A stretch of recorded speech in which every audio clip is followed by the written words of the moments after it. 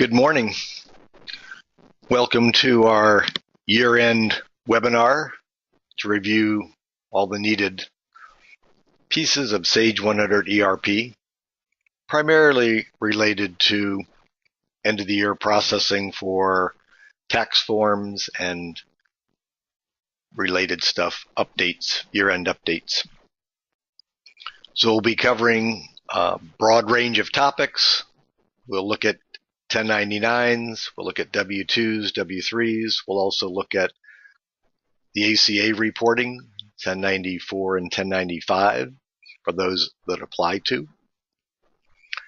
Really glad you took time to join us today. So we're going to go ahead and jump right in. We have a lot to cover, so let's get going. Sage has released some really good documents, and I'm going to be showing you around how to get to those, how to access those. We're going to be using one that was just released just a couple of days ago with a year-end frequently asked questions list. That'll be what we'll run through here first. In general, we'll go through that list, and then we'll move through 1099s first with a brief view of how it functions and running it through the Atrix e-filing and reporting.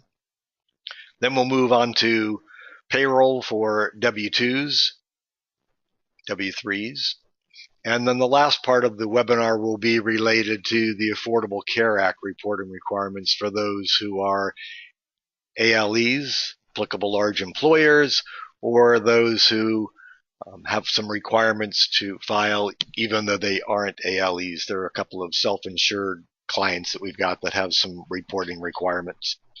We'll go through all those together. So here is our year-end FAQ. They got ahead of themselves. This release date shows December 21st, but it's not December 21st just yet, but we're really glad that that's happening. We'll go through some of the terminology here that's in the beginning of the document. So the interim release download, commonly referred as the IRD. These are some program changes from Sage that are updated for accounts payable, payroll, and the e-filing and reporting application. Currently, that's scheduled to be released by Sage the week of the 21st. We're hoping it's sooner than later, but that component, the IRD, is critical in terms of doing the update in order of being able to access the new versions of the forms that Atrix is releasing, and that is scheduled for Friday, December 18th. So we're hoping that by early the week of the 21st, we'll have the updated forms from Atrix for the e-filing and reporting, and the interim release download from Sage. The tax table update, for those of you who are running payroll, that's also scheduled to be released early the week of the 21st. That gets installed, and again, should be installed after you've completed your W-2s for 2015. Want to run through briefly what the supported versions of Sage 100 are. 2015, the supported versions, you can see this there. I'm referring to product update as PU. So 2015, product update 3. Sage 2014, product update 7. And 2013, product update 9. For those who are using version 4.5 and haven't quite moved up, technically that version support ended September 30th of this year. Sage is providing some information for that in order to be able to input information for the ACA compliance. But in order to actually print those forms, you'll need to be on 2013 or above. So we have a couple of clients in that situation. We'll work together with you to make sure we get that to the proper version. So our first question, what do you need to process W-2s and the ACA forms for 2015? The first thing is that you have to be on an appropriate product update. We just kind of ran through those, and here's the list. Version 2016 has actually been released. We do not have any clients currently on that. It's only been out for about a month, and we usually like a little bit more time for that to settle in.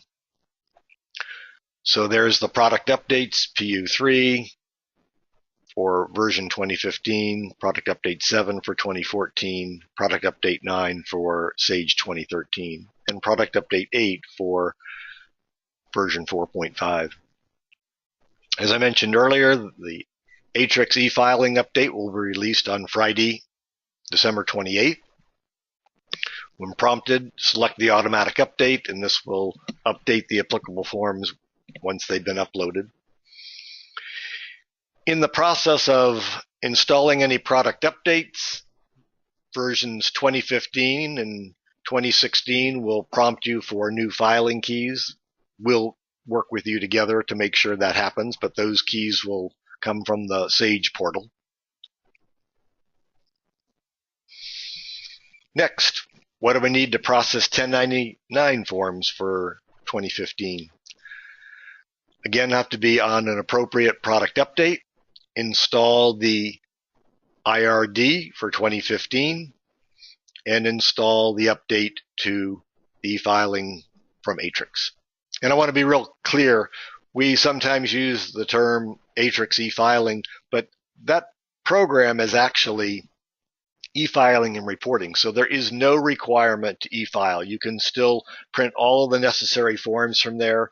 Atrix then does provide the service for a fee to be able to do the e-filing, so it's your option to take advantage of that or not. When are the 2015 year-end updates being released? All the product updates have been released as of now, so all those product update numbers that we mentioned earlier are all available, and we have collaborated, I think, with most everybody to get you to those product updates. Some of you, we may be doing that at the same time we load the IRDs. Quick little reminder there in red, that the tax table update should be run after you've done your W-2s for 2015. But as most of you know, there are times, and most of you will do this, is where you need to close out the year to be able to process a 2016 payroll and use the tax tables for 2016. In that case, when you return to the backup company to process your 2015 forms, you'll just remember to adjust the FICA limit back and then return it back to the current version for 2016. So the Sage portal has information for everything in there. Everything will be available. For the most part, we will collaborate with you in order to be able to do that. There are a few of you who do that on your own. So if you go to the Sage portal, you'll be able to download any of those, and there are some really good product resources. I'm going to be showing you some of those resources both on Sage City, which doesn't require a login, so you can access that without any needed setup. And then also the Sage portal, which does require an access with your account number, Sage account number.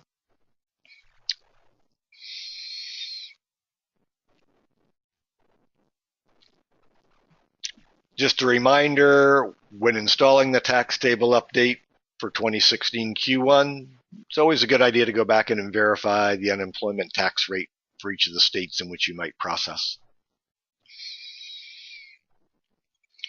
The Atrix year-end update, scheduled for December 18th, will include updating the forms for the 2015 W-2, W-3s, ACA forms 1094 and 1095, as well as the 1099 miscellaneous interest and dividend forms.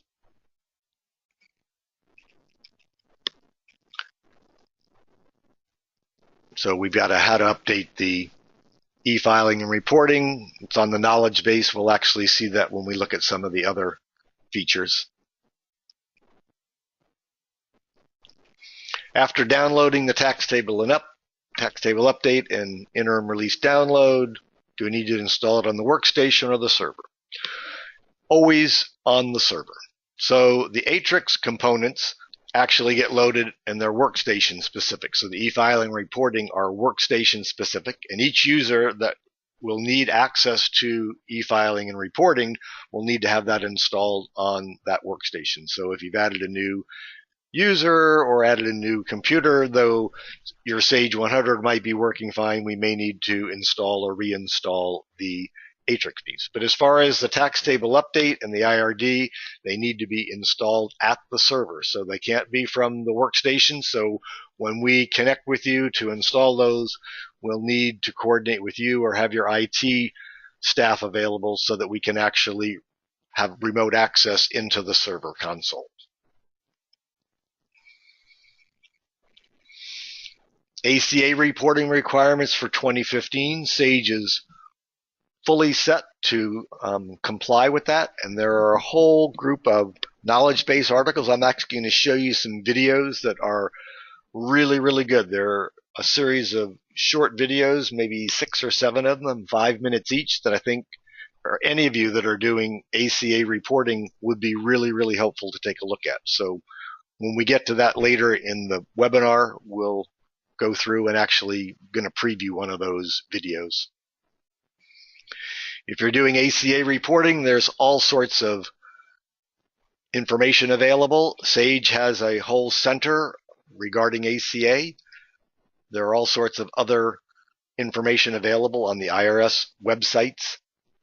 So I really encourage you to take advantage of any of those for any of you that are doing that, and would encourage you to collaborate with your providers for this. So there's information and fields that need to be filled out that we can't answer, that you need to be able to get that information or verify that information is correct for your company requirements. What do you need to do to be able to do the 1094 and 1095B forms? You have to be in versions 2014, 15, or 16 to do that. You will not be able to do that if you're on Sage 2015, version 4.5. So you'll be able to input that information, but you'll have to move to a more current product update. So we'll collaborate with any users that are in that situation. Number 8, not having internet access on the Sage 100 server. How do we load the IRD and tax table update? We'll simply download those files and use a jump drive or a flash drive and be able to load those onto the server.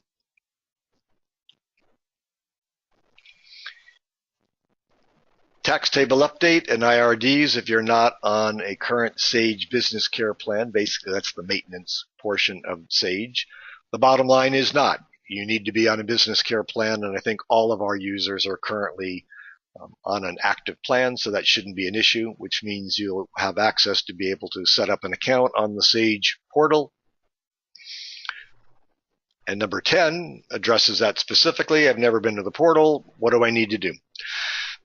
So it's really pretty easy and straightforward. I know a lot of our users are set up and have accounts to log on. Also be happy to help any of you that want to be able to do that. Excuse me. I'll also distribute a copy of this document, and you'll be able to see in the resource section how to get this, and there are links from this document to be able to go to the Sage portal and set up an account. I'm going to jump over to Sage 100 very briefly here. One of the things that you will need, and I've encouraged everybody, if you go to the Help About Sage 100 ERP, it will specify the current version that you're running, so you'll be able to look at this and see the product update matches one of those that are applicable to your particular version. So in this case, I'm running Sage 2014, which translates to 5.1, and the .7 is product update 7.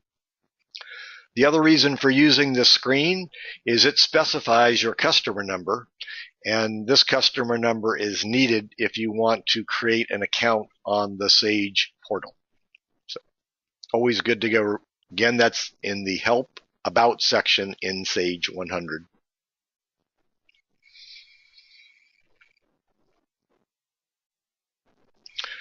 Processing W-2s and 1099s includes the quarterly updates, which will be for 2016.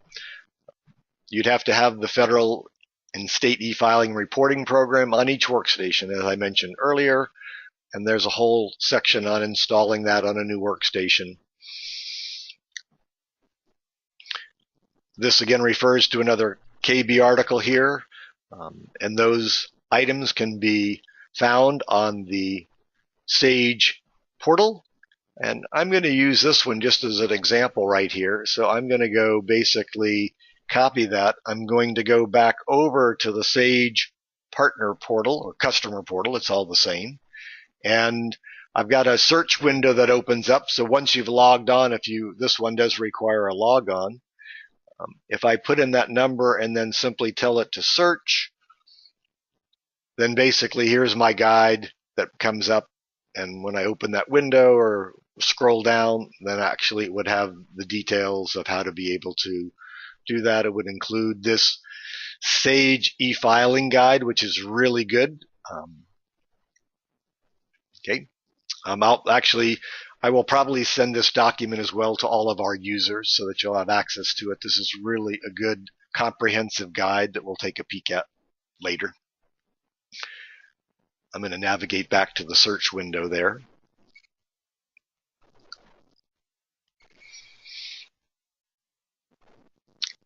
There is a comprehensive training guide for the e-filing and reporting. It's about 100 pages, I believe. That's the one that I just brought up. It's in the bottom. I would encourage you to download that for anybody who is using it. If you're new, it's really great. But it goes through a lot of things that maybe don't always come up, but like the need to be able to go back and reprint forms or items that have done previously. I just helped a customer the other day who needed to reprint a 2014 W-2 form. And in fact, that document shows you how to go back and be able to open up the history files to be able to do that.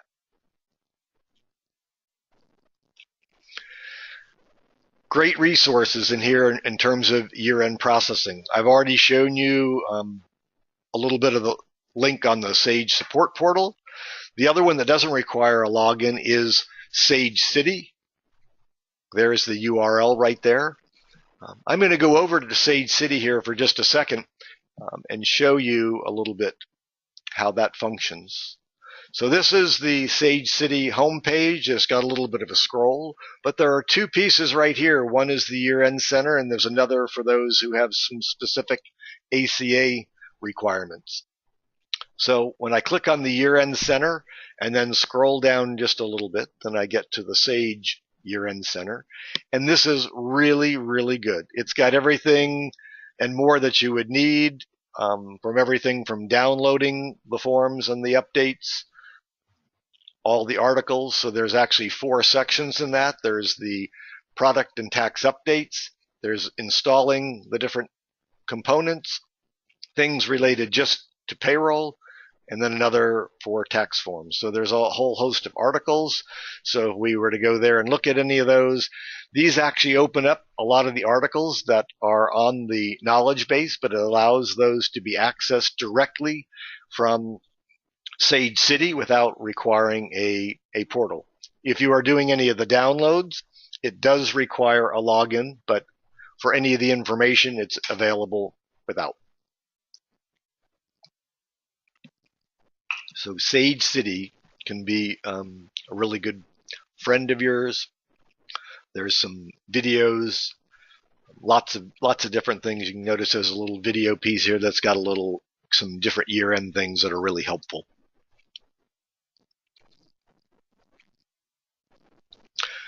There's also Sage University, which has more in-depth training courses. Most of them are for a fee, but that's another option that's available for any of the year-end stuff as well as any Sage-related products. Really important piece. It's getting late now, so the forms that you need to print the various documents you need: W-2s, 1095s, or 1094s if you're doing ACA filing, 1099s. So we've already placed our order, but please contact us if you need help. The Sage forms will direct you as well where you can order them. There is a really important document that I would suggest you look at, which has one of the KB articles that talks about what forms to use, and it will specify the types of forms. As we go through, because we're going to go through the e-filing and reporting programs and look at these, whenever you go to print one of the documents, it'll tell you what type of paper is specified for that particular form. But this document, for which forms to use, will go through and highlight specifically what forms you will need, whether they're 4-part perforated with instructions on the back, or blank 4-part forms, or pre-printed red forms in a couple of instances. So really important to know what forms you're going to be generating and to make sure you've ordered the appropriate forms.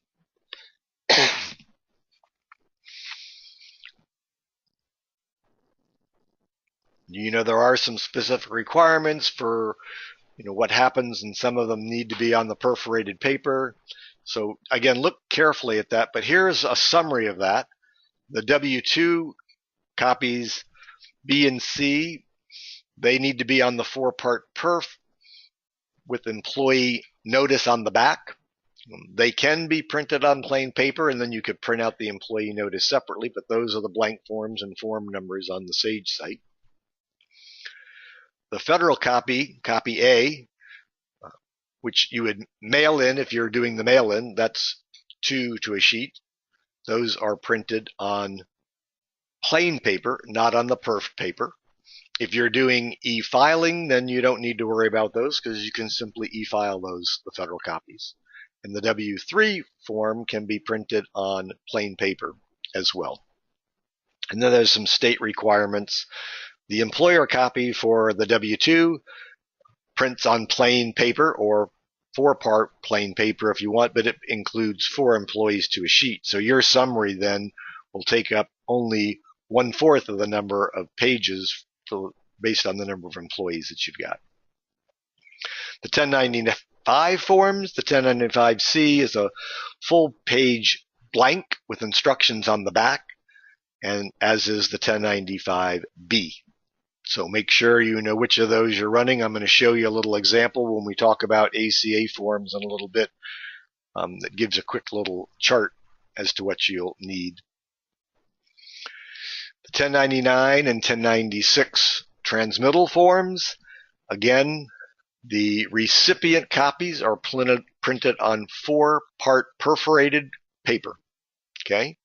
The recipient notice is not printed on the back, and you'll need to print those instructions out separately when you preview it and in the e-filing and reporting, and include both the recipient copy and the instructions in the envelope. The federal copy A must be printed on the red ink forms. Okay, so that's one that's a little bit different. I don't quite know why the IRS hasn't approved those forms, but they haven't. Another incentive for e-filing is then you don't have to worry about those forms. But if you are printing and sending in the federal copies, you'll need to use the red ink pre-printed forms. The 1096 must also be printed on the official red ink form. Okay, so you'll need that if you're not e-filing. The payer copy, similar to the W-2, prints 4 to a sheet. And then if you have state 1099 and state 1096.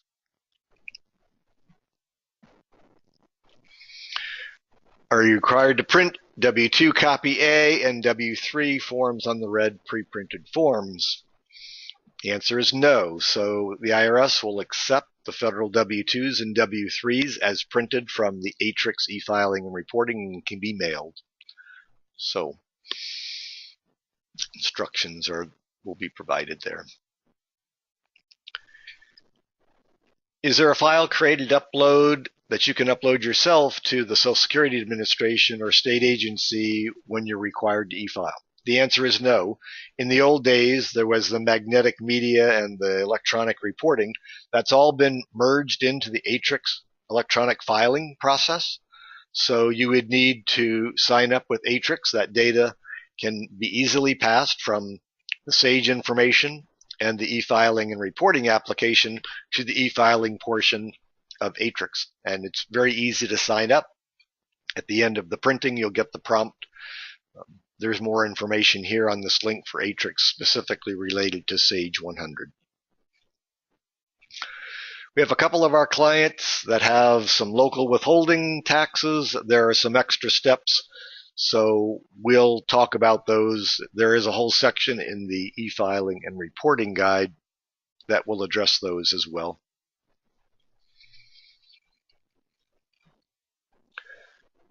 Previously, you were required to file W-2s using magnetic media. As I mentioned in just a little previous, that is no longer supported. Everything now will go through the federal e-filing and reporting, both for W-2s and 1099s. And then the last piece here of the frequently asked questions just runs through a quick little summary of supported versions.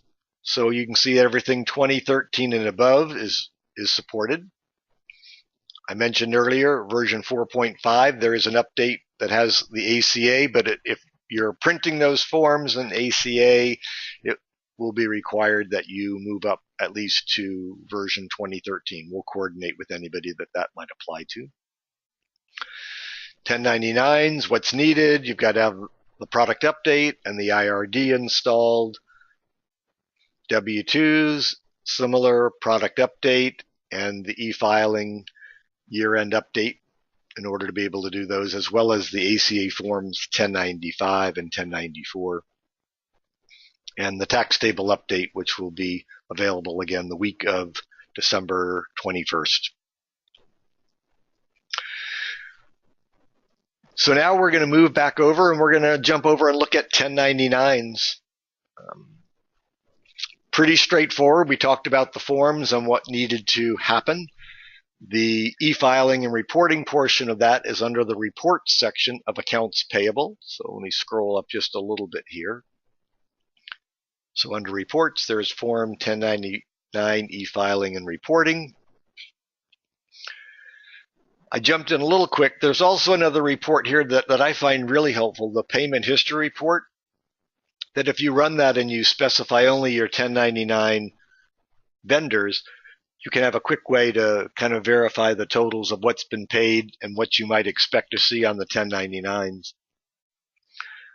If there are any discrepancies there, you have two ways to correct them. You can either fix them in vendor maintenance, where there's the ability to update the 1099 history, and then that data will flow over into the e-filing and reporting, or you can actually make the changes in the recipient grid inside the e-filing and reporting. Just remember, if you make any changes just in the e-filing and reporting, those are not written back to Sage 100. So we're going to go process those. We're going to use the miscellaneous. I'm using the tax year 2010 just because that's where I've got some demo data. And then we're going to click accept. You might be prompted for an automatic update from Atrix. If that happens, always select that and run the automatic update. I've run that, so I don't believe we're going to see that here this morning. And in this case, it knows that I've printed these previously, but I'm simply going to start over, which is what you would do if you began 1099 processing for 2015. It prompts you for the wizard if you haven't run through this before, and we're going to go through and let it just walk us through the wizard. If you've not done this before and you want, you can actually do one of these two options above, and you can do kind of like a test drive so you can get familiar with the 1099s, 1096 processing.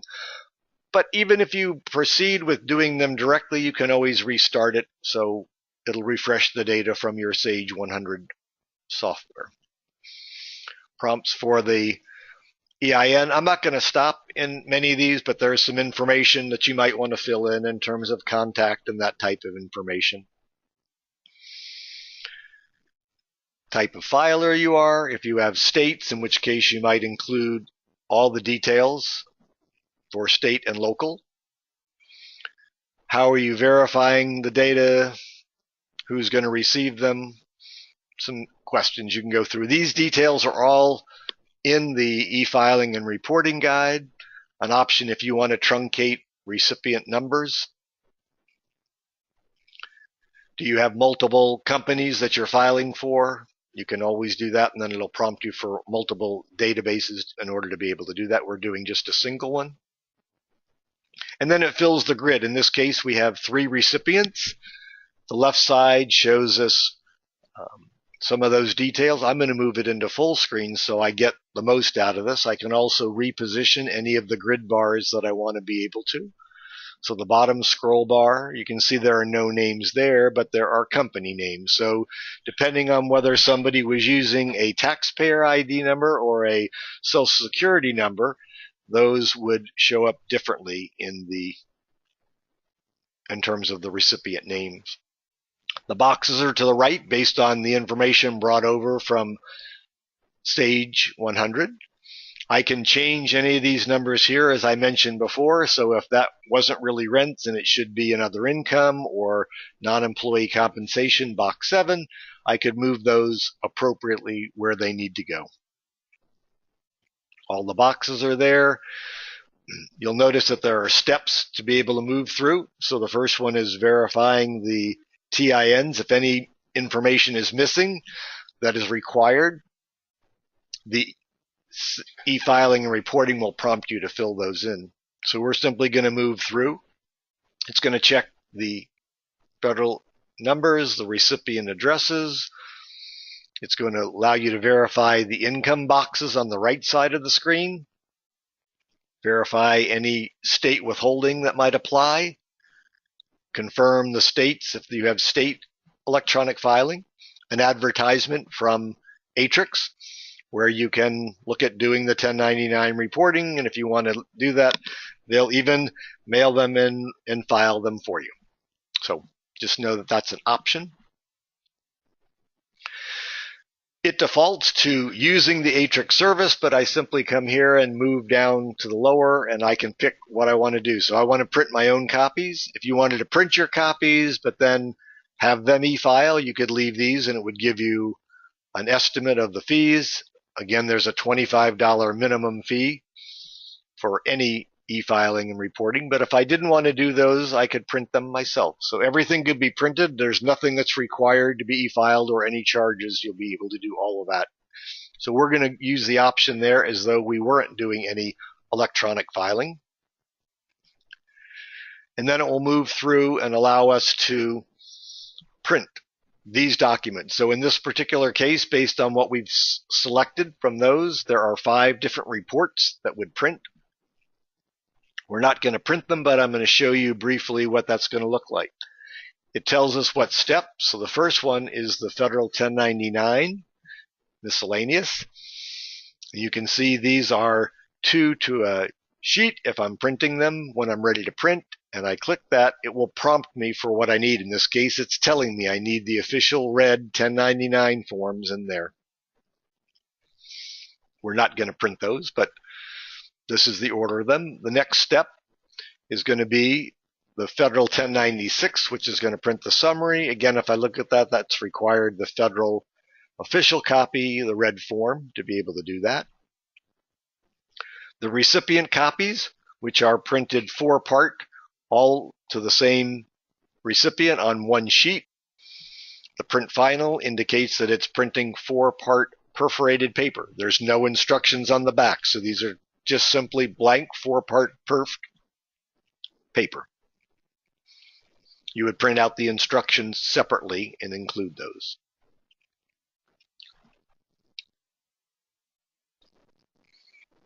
I'm going to go to the next step here. This is the instructions. So in this case, if you print this and you had 20 recipients, you'd print 20 sets of instructions and include it with the recipient copy.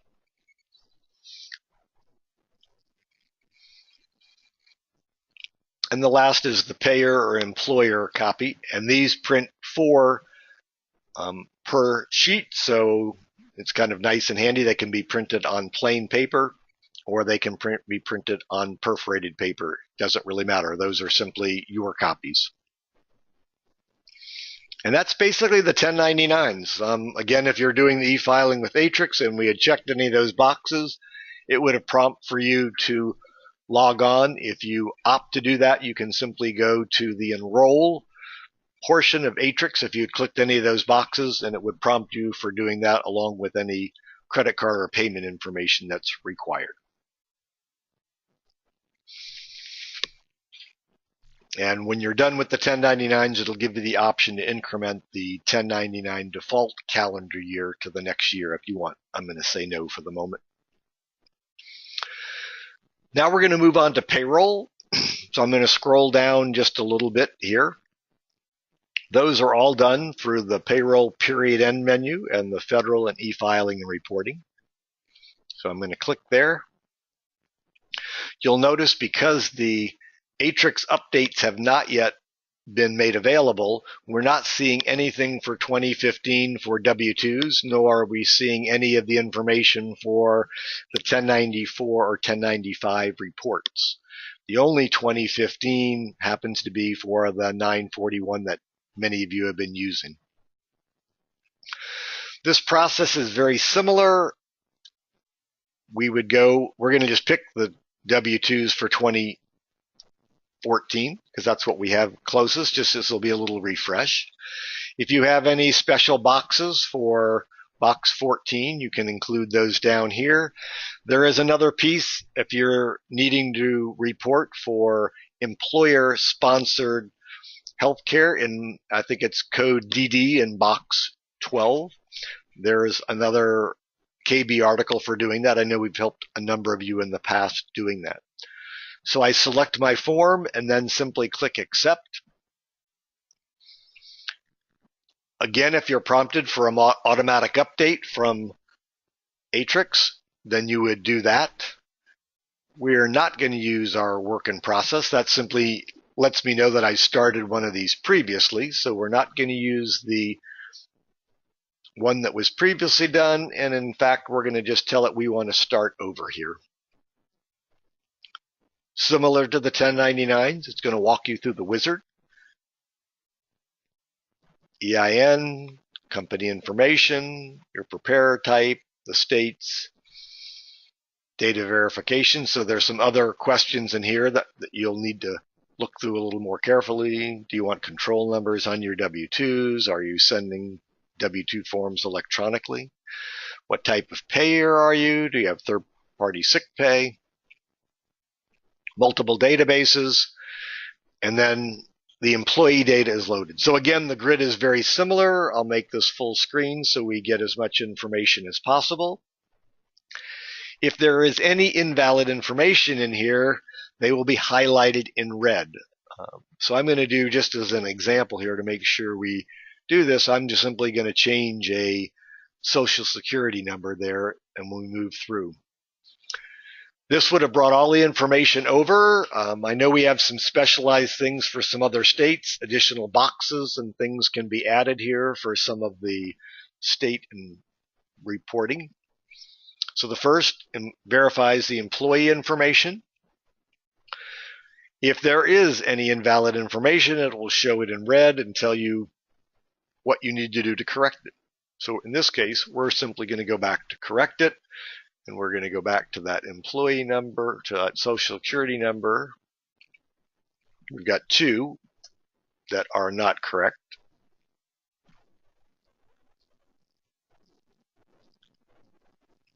We'll give them 2 different numbers just so we do that.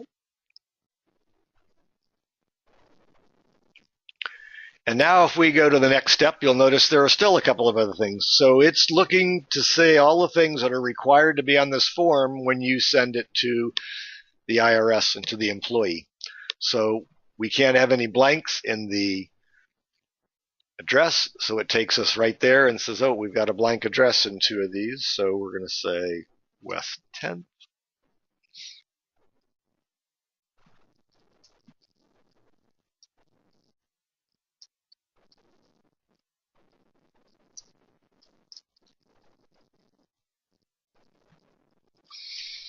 all the things that it requires. So in all of these, we didn't put anything.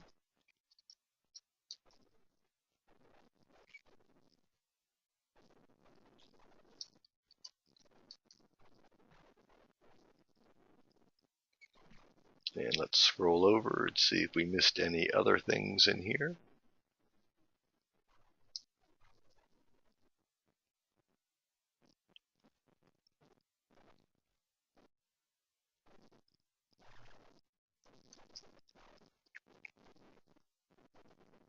Yay! So we got through. Now it verifies any of the state wages that might be particular. We have a couple of Pennsylvania clients, so it's got some data in here that we just used. Again, we've got an issue. So again, it's checking for the wages. And because we were doing a little testing with this, these wages, you can see that they exceeded the amounts that were in the W-2 based on the wages. So this is, in fact, an excess of what should be in those tables. Let's see if this will let us do this.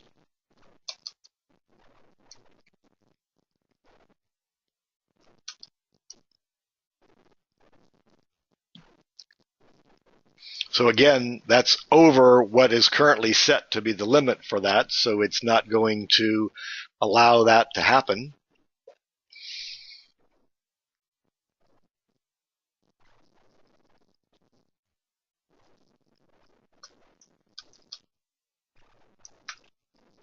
And these probably actually have to be recalculated. We're going to actually just walk through with that step, and you'll notice that that's not going to allow that to continue. So we're going to do a quick little math here.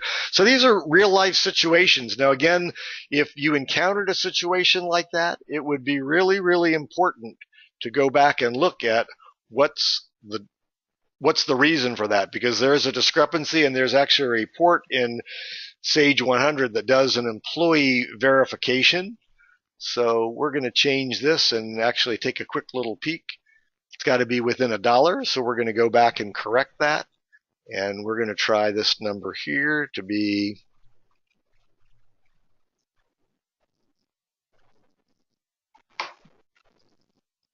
and likely we're going to have to do the same thing on the Medicare. Again, the prompt from Atrix if you want to be able to use their services. So again, it's really easy. If you click on enroll, you'll be able to move into there. And our experiences have been really, really good and easy to work with. Same thing, we're not going to generate any of them electronically. We're simply going to do our own, and we're going to uncheck those. So it does, does encourage you to use their service, but we can proceed and have no fees at all. Again, here's the prompt. We do have some state reporting that's included in what I've selected. And now it will move through each of the steps. We're not going to do any of the state information here. So we're simply going to cancel that. Step 2 is the employee W-2. Again, these are 4 copies to a sheet, and it prompts you for what you need in terms of the 4-part perf paper, and that should have the instructions on the back. You could use blank paper and print the instructions separately, but it's easier and less to stuff in the envelope. We're going to go to the next step and look at the others. So the employer W-2 copies, again, these are 4 to a sheet. They don't require anything but blank paper. You can print them on perfed paper, so that's fine. Either way, I mean, it's prompting here you so that you could separate them, but you could have them, they're your copies, so you could do whatever you wanted with them if they're unperfed paper.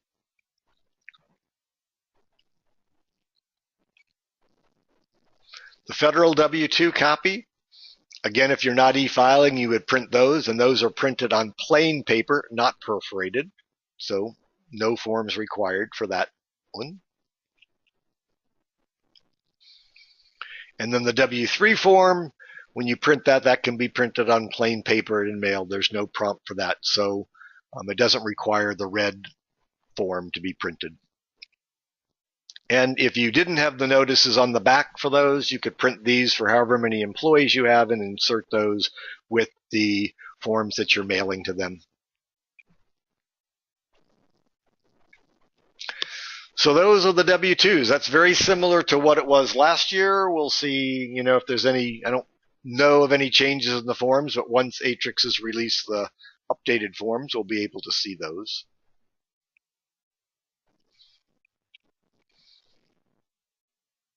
Okay, and we're all done with that. And you could save that as a work in process if you made any changes and updated things here. So if I were to say yes, then when I went back in the next time, it would prompt me if I wanted to use that work in process format.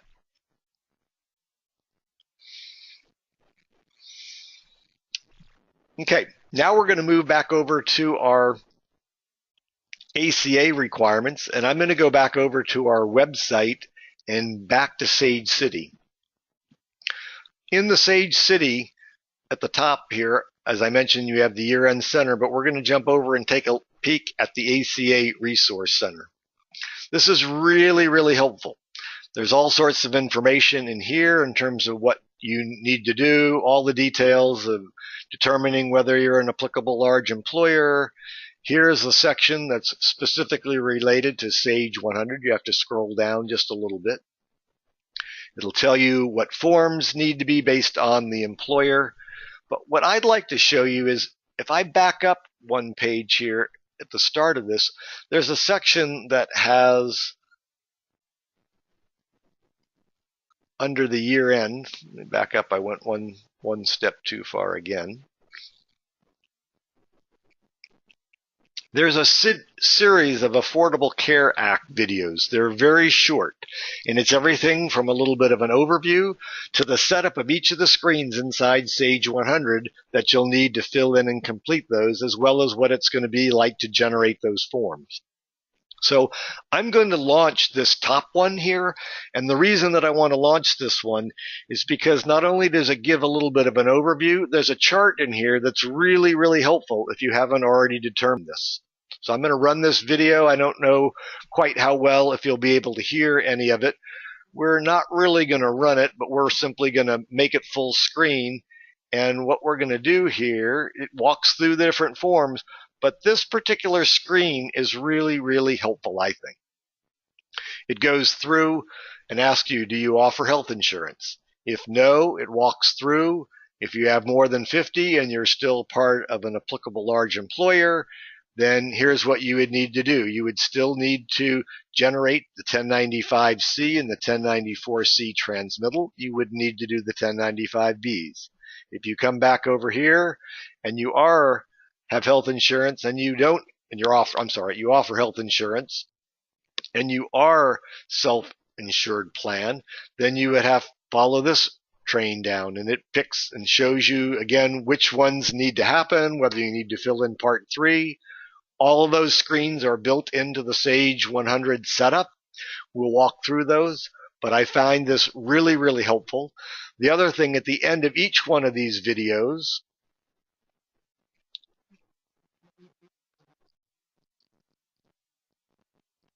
is this resource page. So you can look at that, take a snapshot. If you go in the videos, then those links are all available, but there's really helpful things. We're already got to this by going to the Sage City piece on here. And then if you go to the support portal, you've got all of those articles, and then you've got the Year-End Center. So this is really, really helpful. Answer any questions that you might have. And you, of course, always have our resources in order to be able to do that. So we'll be guiding most of you through this, but I want to provide as much of that information as possible. We'll move back to the Sage 100 components. I'm going to walk through the ACA configuration. So there is a separate folder under payroll for those who don't have it because you might not have the current product update. Many of you already have that. There are 3 features, the employer maintenance setup, so we're going to walk through that one first. I've got I want to go to the employer one first, even though it's not first on the menu. I'd move through, I pick my tax year. Some of you might even have an older version of this, so when you get the current product update, it will handle either the C forms or the B forms. Again, you need to be on 2013 or above in order to handle the B forms, but those are available. If I am part of an aggregated group, meaning you have related entities, you might be required to include this box, and if so, it highlights this at the top, in which case if you had other entities that were related, you would need to fill in those names of those entities and the EINs that were related. So if you have multiple companies that aren't over 50 employees, but collectively they are, you might be required to report as such, as being part of an aggregated group. The monthly details, this information is printing on the 1094 or 5, the transmittal portion of that. Okay. I would say in which months I offered minimal essential coverage, what the full-time count, and what my total employee count, and whether I'm part of an aggregated group.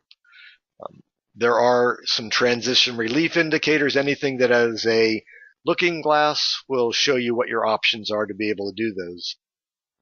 If I've selected any of these fields, and let's say I have 52 full-time and 60 regular, any of these that I pick the gear, it will copy that down. So you'll see as we go through the employee setup as well, I could do that as the default, and then I could come back and change these as needed in a particular month. I am going to show you one other thing. The third portion of this is what's called the applicable large employer report. This is designed to help you with this. And here's Sage's disclaimer as well as ours. And this report is there as a tool for you to be able to help. It's not definitive. There are some things that are often very unique to you as an employer and a reporter. So if you need to, you're encouraged to get tax or legal advice as needed, either from a tax provider or an attorney. The way the calculations are performed are based on monthly totals, not on pay period, but Sage keeps track of theirs based on pay period. So this report does its best guess estimate to include those hours by month to accommodate the report. This report is best when it includes the entire year. So what it does some recalculations, based on the pay periods. So if somebody's a biweekly employer and the pay period date is the 7th of a pay period, it will try and move those between months to accurately reflect on this report. So we're going to preview this. I don't have a lot of data in here, so this is not very revealing. If you run yours, again, it would require perpetual history to be turned on. I believe all of our clients should have that turned on. But it will give you a breakdown of the number of hours by employee in each of the months. And then the second page of this report will give you the summary of how many full-time and full-time equivalent employees as well as the total employee count. When I close this report, then it allows me to take this information. So if you had 300 employees and I clicked yes, and then open the employer maintenance screen again and went to the monthly detail, it would have filled that in. So this actually overrode what I had in here previously. So again, the little sample data that I've got is not very revealing, but if you run this, it will update to this, and then you could come back and make any adjustments that might be different than what the estimates that the ALE report generated. So that's basically the employer portion. That actually ends up being on the transmittal forms that will be generated. And then we're going to look at the information that has to be set up for each of the employee, and this is what's going to require a bit more of your information or of your time. I can look at the employees that have already been set up. They aren't automatically populated. It brings this information in from Sage 100. If I look at the monthly detail, this is the information that is going to appear on the 1095-C, or it might be the 1095-B, depending on the type of status you've got. You would select the type of coverage that was being offered. Again, you'd need to work with your healthcare, provider in terms of being able to determine what these are. We cannot, consult with you to do that. You'll need to know what that is in terms of working with your provider.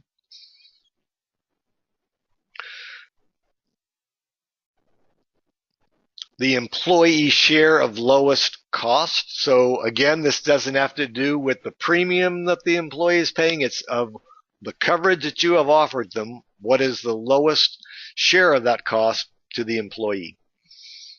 That may vary. It may be the same for everybody in a particular grouping. If there are a safe harbor code that says what's the reason that you didn't offer them, this is all part of the section 4980 of the Affordable Care Act, which talks about the safe harbor. So if someone was not a full-time employee and that was the reason, I simply pick that. In order to replicate them, I don't have to do each month. If that was true for this employee for the entire year, then I could simply replicate that. Let's say we had something that changed in the middle of the year and we had open enrollment and that changed to be 15.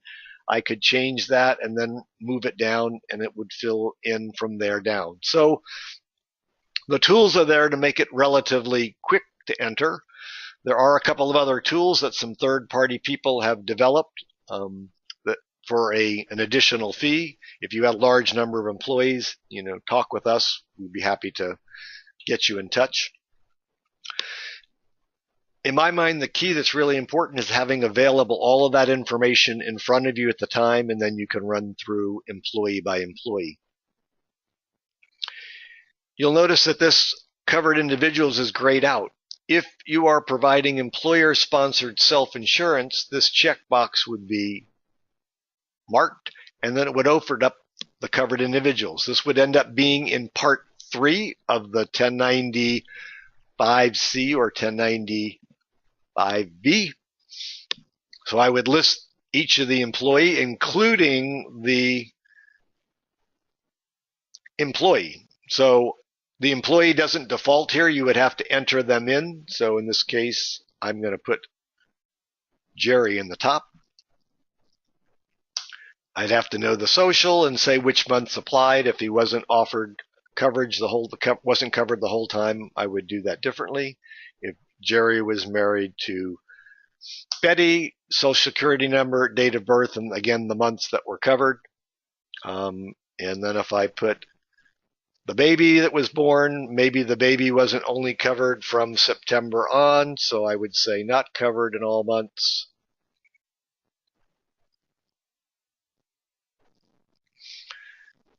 These would fill in the blocks that would be part of the covered individual portion. Okay, so again, a bit more information there and a bit more time consuming to put in the covered individual if in fact you fall into that category of providing employer-sponsored self-insured coverage. That's basically the setup for the ACA. Unfortunately, we can't proceed into the Atrix e-filing and reporting. It will in fact be included in here under the federal e-filing and reporting once those updates have been made available from Atrix.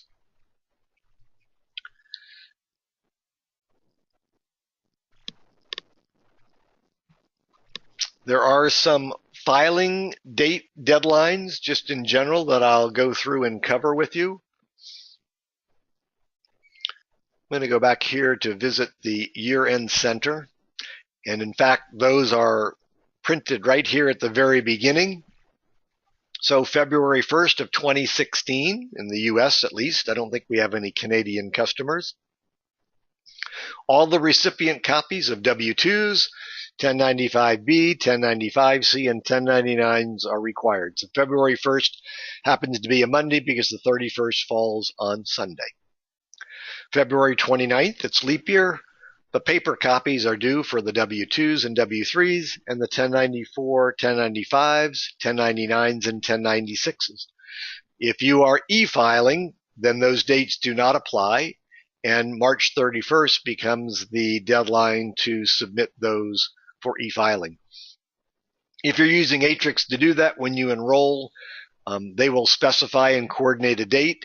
They will notify you and confirm that those files, in fact, have been uploaded and submitted to the IRS, so you'll have a confirmation of those for your records as well.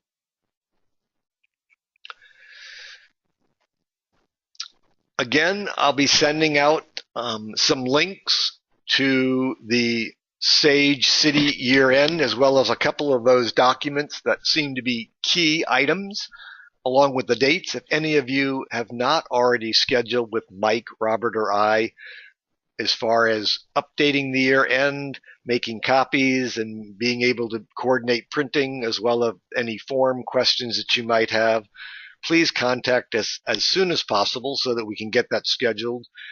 We're very, very busy in that time from now until mid-January with a host of client requirements and needs. So I hope this was helpful. We will follow up with you shortly by email and look forward to a great end of the year and a happy 2016. Thanks for joining us today. We really appreciate it. So take care.